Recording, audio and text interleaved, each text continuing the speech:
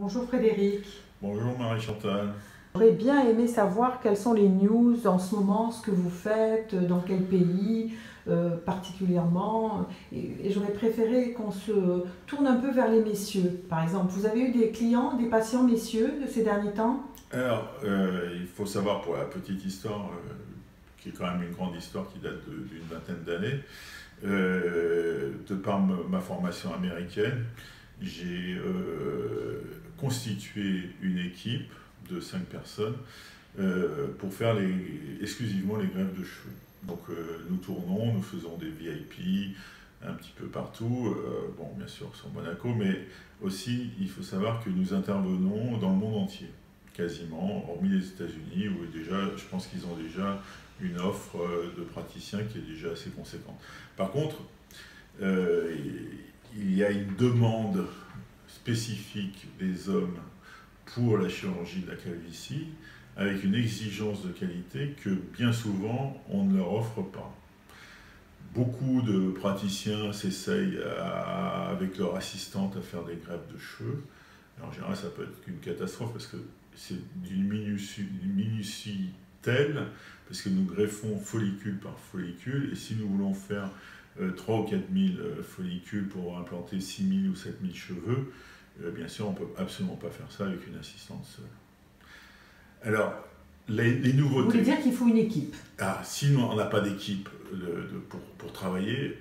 Je crois que c'est une gageure de vouloir faire cette chirurgie.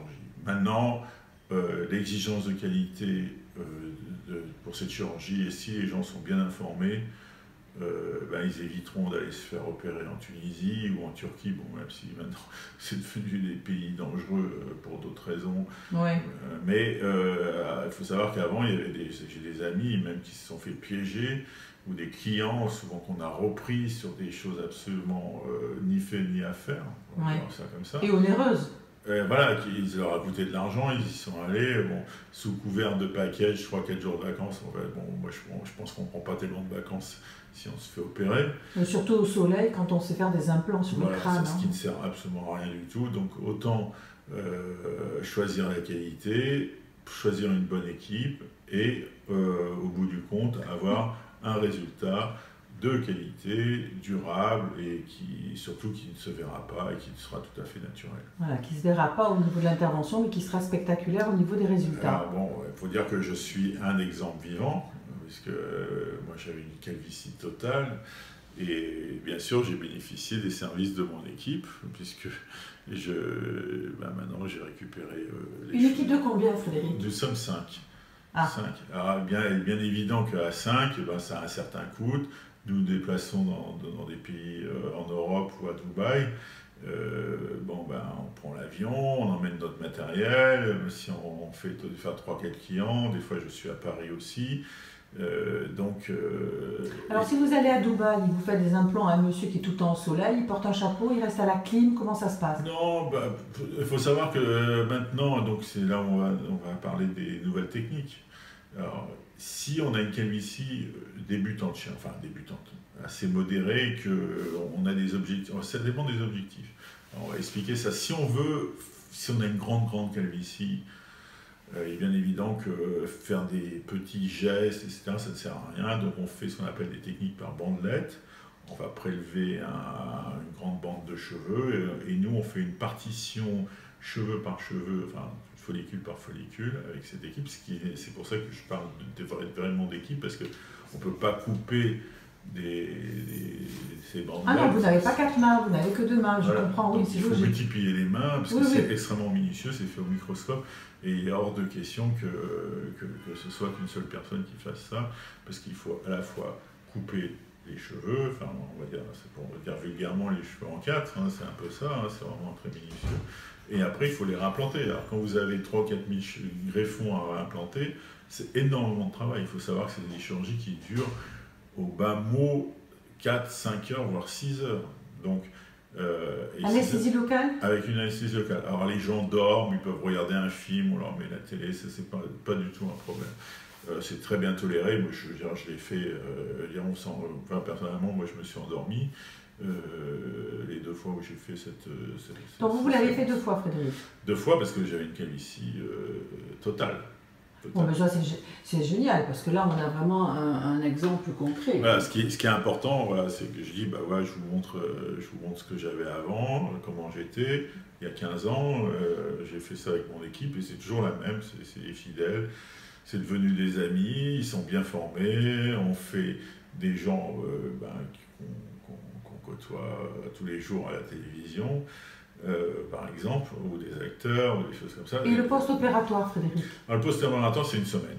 Le reste, ça n'existe pas. Une semaine, alors bien sûr, on passe un peu par tous les états de gonflement, parce que bon, ça crée de l'œdème, on a les yeux qui peuvent gonfler si on fait une chirurgie assez antérieure, parce qu'on vit debout, donc l'œdème c'est de l'eau qui descend. Et en fait, ce que je dis toujours, et ça se vérifie toujours, tous les jours, c'est qu'au bout d'une semaine, on n'a plus rien. Donc après, au bout d'une semaine, on peut reprendre son petit shampoing.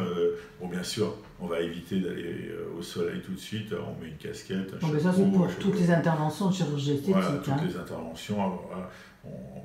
Bon, en plus, il faut savoir que, pour dire les choses, que j'ai opéré suffisamment de gens dans ma vie avec ce qu'on appelle des petits cancers de la peau sur le crâne, surtout dans la région, qui sont liés à une exposition trop fréquente au soleil. Alors les gens ne mettent pas de casquette, bon ça c'est une chose, mais pas d'écran total. Et en fait, au bout d'un certain temps, sur des peaux claires, on a ce qu'on appelle des épithéliomas, des spinocellulaires ou des vasocellulaires. Donc là, on est obligé de faire des chirurgies.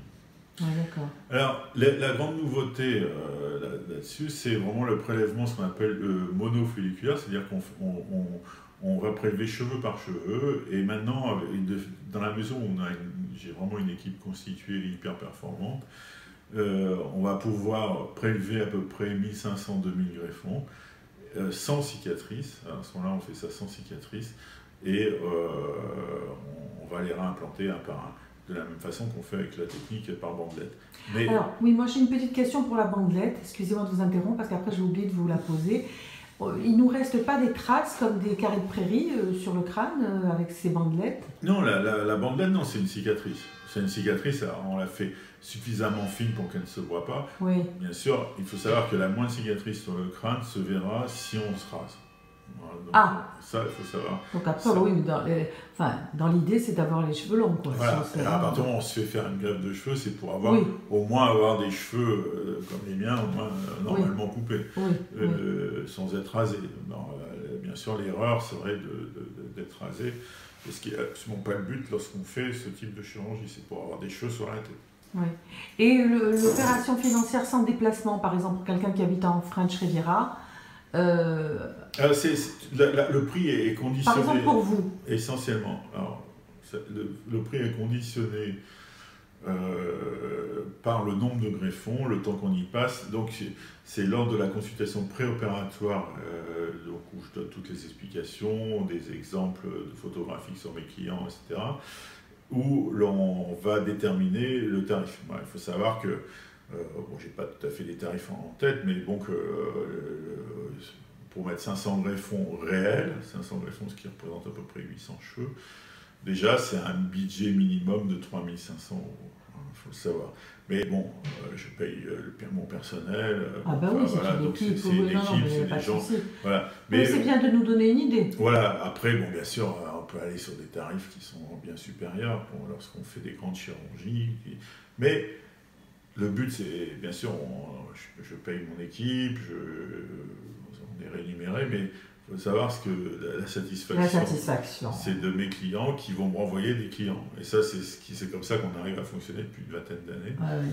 C'est en fait, c'est vraiment le bouche à oreille. Et de voir le bonheur qu'ils ont lorsqu'ils retrouvent les gens n'hésitent pas, surtout les hommes n'hésitent pas à dire qu'ils ont eu une greffe de cheveux à leurs copains. Et je vois ça même dans ce qu'on appelle en fait un peu, si on peut dire, la jet set ou le milieu médiatique où les gens se côtoient un peu tous les jours sur les plateaux,